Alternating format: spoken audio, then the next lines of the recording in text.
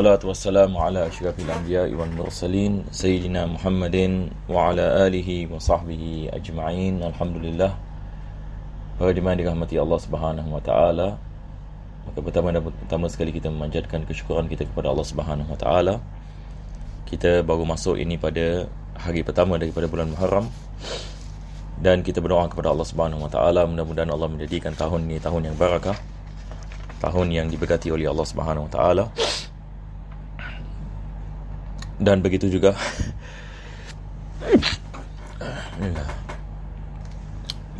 kita berdoa kepada Allah SWT, mudah-mudahan Allah selamatkan kita daripada segala bala dan bencana, daripada segala musibah di dunia dan akhir.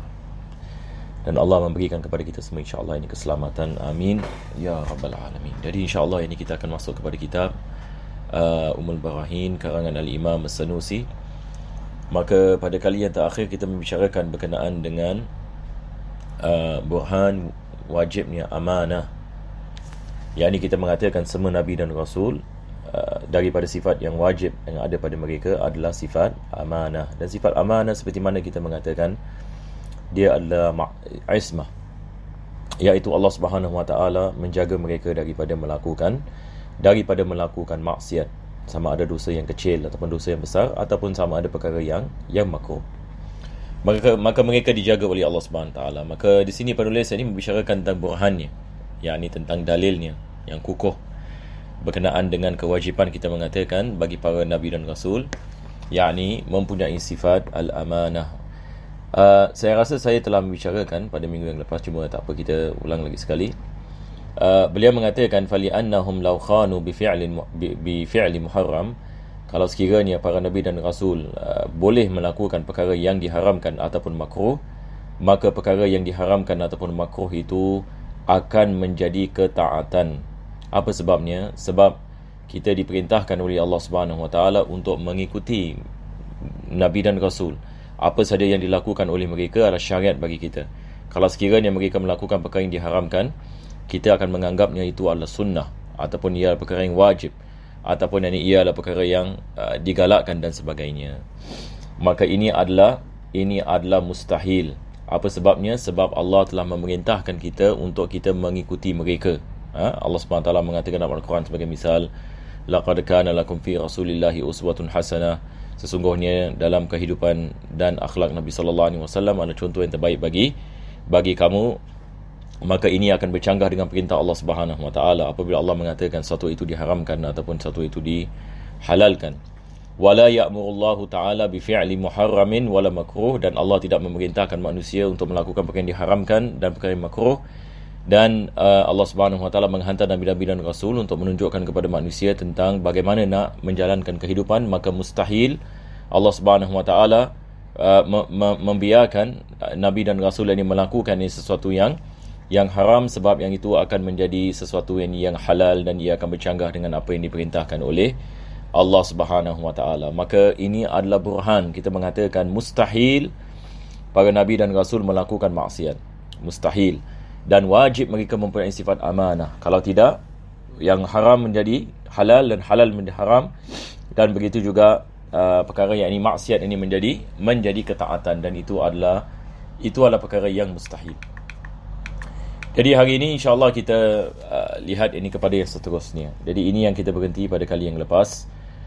Penulis ini meneruskan dengan membicarakan tentang a'rad basyariyah, dan juga saya menerangkan pada kali yang lepas daripada sifat yang jaiz bagi para nabi dan rasul adalah mereka mempunyai sifat-sifat kemanusiaan.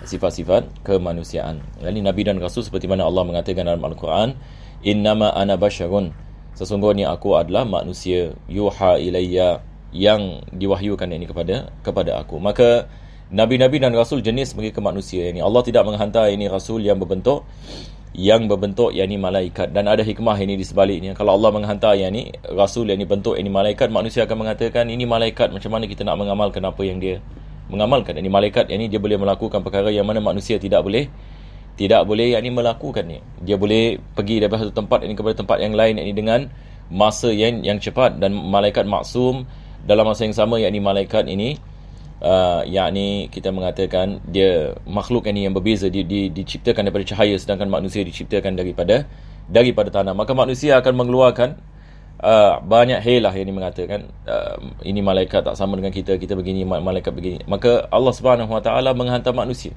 jenis yang ini sendiri. Ini yang Allah mengatakan wallazi ba'atha fil ummiyina rasulan minhum, yakni daripada jenis manusia. Ini adalah daripada rahmat Allah Subhanahu Wa Taala. Qad manallahu 'anil mu'minina idz ba'atha fihim rasulan min anfusihim. Yani Allah menghantarkan rasul yang ini daripada jenis ini mereka, daripada jenis yang ini mereka sendiri, iaitu jenis yang ini manusia. Maka daripada sifat jaiz yang ini bagi Nabi dan Rasul adalah boleh yang ini berlaku a'rad al-bashariyah, yakni sifat-sifat kemanusiaan. Yakni mereka boleh jatuh sakit, seperti mana kita mengatakan mereka yang ini berjalan di pasar. Sebab ini ada ayat dalam Al-Quran ini, orang Quraisy ini apabila lihat Nabi SAW, dia mengata ma li hadha rasuli yamshi fil aswaq. Bagaimana yang ini Nabi dapat wahyu daripada Allah berjalan yang ini di pasaran. Maka Allah SWT yang ini menerangkan ini adalah daripada lumrah yang ini para Nabi dan Rasul. Mereka berjalan yang ini di pasar, mereka berkahwin, mereka ada anak, kadang-kala mereka sakit, mereka pergi peperangan, mereka yang ini kadang-kala cedera di dalam medan peperangan seperti mana ia berlaku kepada Nabi SAW. Maka ini bukan perkara mustahil. Ini bukan perkara ini yang mustahil. Maka ini adalah perkara yang boleh berlaku, kita mengatakan yang boleh berlaku. Maka apakah dalilnya yang ini, burhannya? Maka beliau mengatakan fa musyahadatu wuqu'ihi bihim. Pertama sekali musyahadah. Ia diriwayatkan yakni Nabi SAW sakit misalnya pada akhir hayatnya, demam panas seperti mana yang ini kita mafhum. Begitu juga dalam peperangan Uhud ini misalnya yakni Nabi SAW cedera. Maka ini musyahadah. Ini diriwayatkan oleh para sahabat Nabi SAW. Ini berlaku pada Nabi SAW. Ini kadang-kadang Nabi SAW sedih, kadang-kadang Nabi SAW gembira, kadang-kadang Nabi SAW ini marah, ini apabila maksiat dilakukan dan sebagainya. Amma li ta'dhimi ujurihim, imma li ta'dhimi ujurihim au li tashri'. Maka di sini yang ini penulis ini mengatakan daripada maksud ini perkara ini kita mengatakan jaiz ini bagi Nabi SAW. Maka ini adalah yakni sebagai satu tanda yakni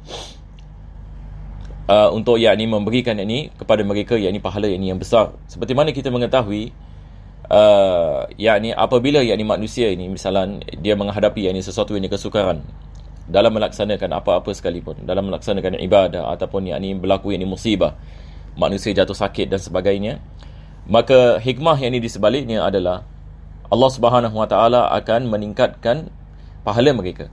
Sama juga dengan kita yang ini misalan apabila kita sakit misalan, ini ujian daripada Allah Subhanahu Wa Taala. Maka kalau kita bersabar, maka kita akan mendapatkan pahala atas sakit itu disebabkan kesabaran.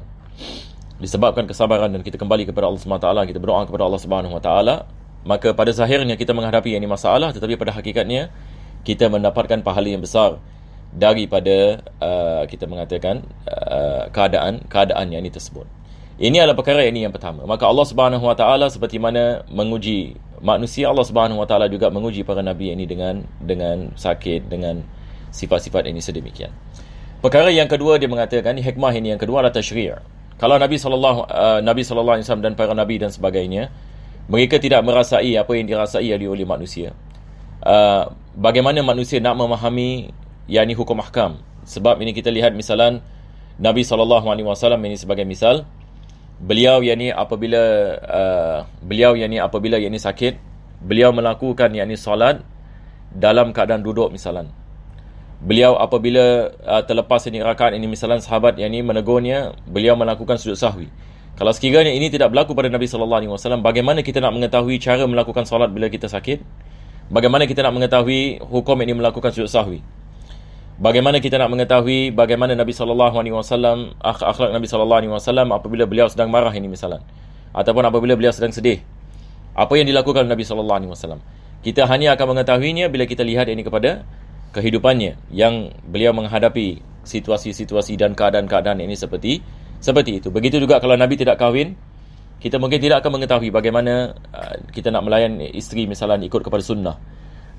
Begitu juga kalau Nabi SAW ini tidak berkahwin lebih daripada lebih daripada satu. Bagaimana yakni kita nak mengetahui apa yang dilakukan oleh Nabi sallallahu alaihi wasallam dalam rumah-rumahnya, bagaimana Nabi sallallahu alaihi wasallam yakni berlaku adil terhadap isteri-isterinya, apa yang dimaksudkan dengan keadilan. Maka ini semua litashri', kita mengatakan dengan adanya Nabi sallallahu alaihi wasallam, dengan keadaan-keadaan beliau dan sifat-sifat yang jaiz bagi beliau, kadang-kala beliau jatuh sakit, kadang-kala ini beliau menghadapi musibah dan sebagainya, menghadapi kesusahan ini dan sebagainya, peperangan dan sebagainya. Maka ini supaya kita mengetahui bagaimana kita nak memahami agama kita dengan lebih baik, dengan kita lihat ini kepada kehidupan Nabi sallallahu alaihi wasallam. Sebab kehidupan Nabi sallallahu alaihi wasallam ini dia mentafsirkan ini Al-Quranul Karim. Maka dia penulis ini mengatakan walitashri' au litasalli 'anid dunya. Ataupun yakni perkara yang ni hikmah yang ketiga adalah tasalli. Yakni tasalli ini dia adalah sebagai yakni satu ini pengajaran yakni yang baik. Bagaimana nabi-nabi dan rasul melihat kepada dunia ini, bahawasanya dunia ini adalah sementara, dunia ini adalah merupakan yakni tempat ini ujian. Yani bagaimana kita nak faham ini seperti ini? Kita lihat ini para nabi juga Allah Subhanahu Wa Taala uji mereka ini dengan musibah. Adakah maksudnya Allah tidak suka kepada mereka? Tak, bahkan ini mereka dicintai oleh Allah Subhanahu Wa Taala. Tetapi ini menunjukkan bahawasanya dunia ini adalah dunia yang sementara, dan Allah Subhanahu Wa Taala apabila sayang ini kepada hamba-hambanya, kadang-kala Allah yakni mengujinya. Maka banyak pelajaran yang kita boleh mendapati daripada kita melihat ini kepada para nabi dan rasul dalam aspek kemanusiaan ini mereka, yang mana mereka manusia sama ini seperti kita, supaya kita dapat faham ini adalah ujian daripada Allah Subhanahu Wa Taala ke atas ini mereka. Au litanbihi li khissati qadriha 'inda Allah Ta'ala, untuk menerangkan yakni bagaimana dunia ini tidak dinilai di sisi Allah Subhanahu Wa Taala. Wa adami ridahu bihadza dar jazaa'in li anbiya'ihi. Kalau Allah Subhanahu Wa Taala yakni memandang besar dunia ini, Allah akan memberikan kepada para nabi dan rasul ini dunia. Bahkan kita lihat nabi-nabi ada yang miskin. Nabi-nabi menghadapi misalnya yakni kesusahan. Seperti mana Nabi sallallahu alaihi wasallam ini kita lihat, beliau apabila berada di Makkah, yakni orang di sana nak membunuhnya, maka beliau keluar yakni daripada Makkah, hijrah yakni ke Madinah. Apabila ini berada yakni di Madinah juga, yakni ada orang yakni yang nak membunuh beliau dan sebagainya.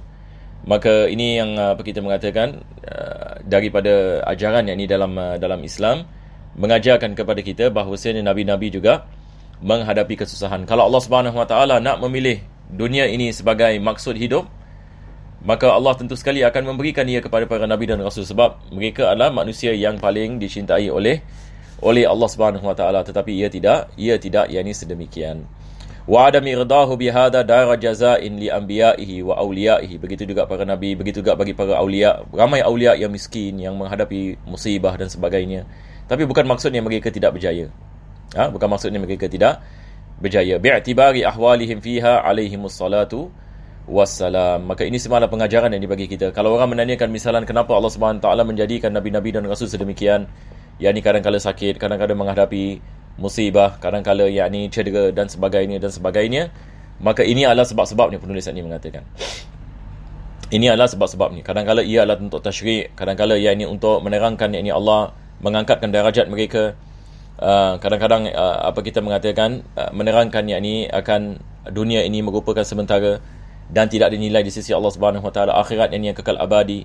Dunia ini adalah dunia yang mana Allah Subhanahu Wa Taala menguji yakni manusia, dan bukan maksudnya apabila Allah Subhanahu Wa Taala menguji manusia dengan musibah, manusia itu dalam kegagalan. Apa sebabnya? Sebab Allah menguji nabi-nabi dan rasul, Allah menguji para aulia, seperti mana penulis ini mengatakan.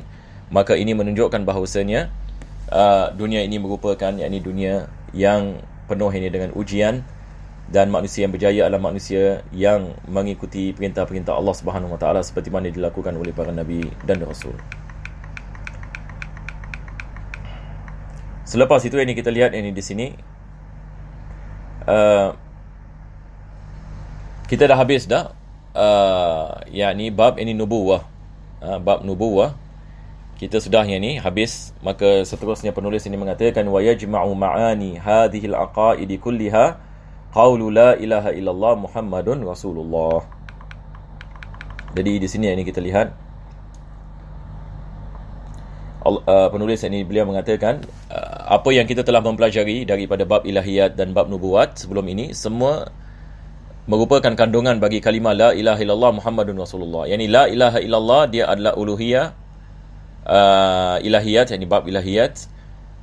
Muhammadun Rasulullah, yani dia adalah bab ini nubuat. Jadi apabila kita memahami apa yang kita membicarakan sebelum ini daripada awal hingga ke sekarang, maka ini menerangkan apa yang dimaksudkan dengan la ilaha illallah. Jadi di sini penulis ini mengatakan kalimah la ilaha illallah Muhammadun Rasulullah dia mengumpulkan makna-makna yakni apa yang kita telah membicarakan dalam ilmu akidah.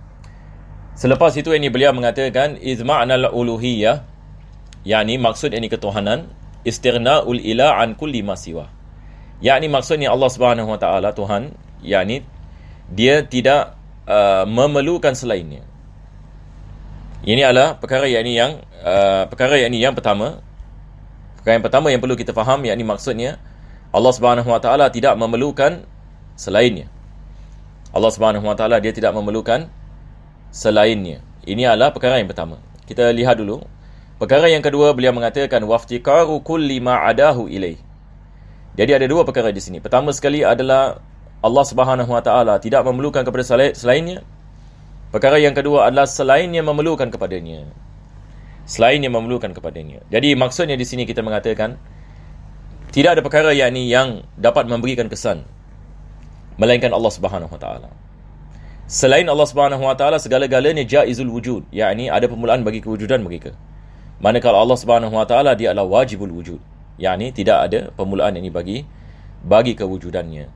Allah Subhanahu wa taala tidak memerlukan kepada selainnya ini memerlukan ini kepada Allah Subhanahu wa taala. Fa ma'na la ilaha illallah la mustaghniyan an kulli ma siwah wa muftakiran ilaihi kullu ma adah illallah taala. Maka setelah kita memahami makna ini, kita lihat bagaimana penulis ini dia tafsirkan la ilaha illallah. Dia mengatakan tidak ada sesuatu yakni Allah Subhanahu wa taala tidak memerlukan selainnya, dan selainnya yakni memerlukan kepada Allah Subhanahu wa taala. Yakni makna yang sama seperti mana kita mengatakan Allah Subhanahu wa taala bila kita mengatakan la ilaha, yakni tidak ada Tuhan yang kita mengatakan, yakni tidak ada sesuatu yang mempunyai sifat ketuhanan, sama ada dalam segi zat ataupun dalam segi sifat ataupun dalam segi perbuatan, illallah, kecuali Allah Subhanahu wa taala. Maka Allah Subhanahu wa taala sahaja mempunyai sifat-sifat ketuhanan, dan Allah Subhanahu wa taala sahaja yang memberikan kesan kepada segala-galanya. Maka selain Allah tidak dapat memberikan apa-apa kesan.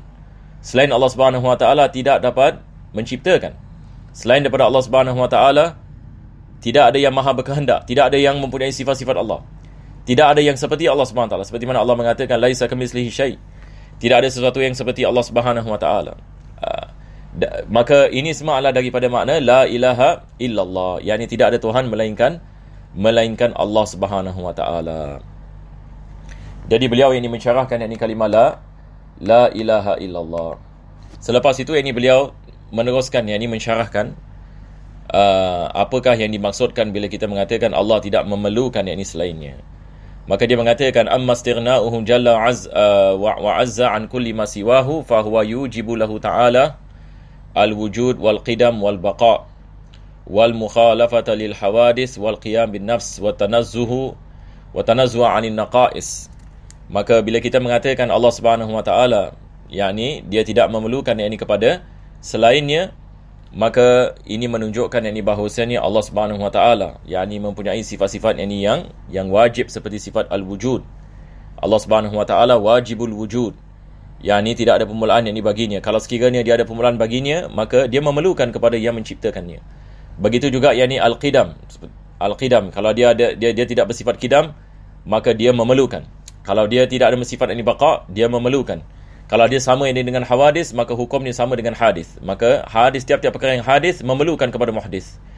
Wal qiyamu bin nafs, yakni Allah tidak memerlukan ini kepada yakni sesuatu tempat ini untuk dia berhinggap ini kepadanya, seperti mana kita mengatakan. Dan dia tidak memerlukan kepada mukhassis. Maka kalau sekiranya Allah memerlukan kepada tempat, maka ini bercanggah dengan kalimah yakni la ilaha illallah, Sebab Allah Subhanahu Wa Taala bila kita mengatakan dia memerlukan, maka ini adalah satu kekurangan yang bagi sifat Allah Subhanahu Wa Taala. Mustahil yakni Tuhan yang menciptakan segala-galanya memerlukan yakni kepada yakni selainnya. Apalagi kalau manusia mengatakan yakni diberi hinggap yakni kepadanya, ini lagi yakni dahsyat, yang mana kita menyamakan Allah Subhanahu Wa Taala ini dengan hawadis. Maka menyamakan Allah dengan sifat hawadis membawa yakni natijah Allah juga adalah daripada benda yang hawadis. Maka ini boleh mendatangkan yakni masalah yang besar ini dalam akidah ini seorang muslim. Wal qiyamu bin nafs wa tanazzuh 'anil naqais.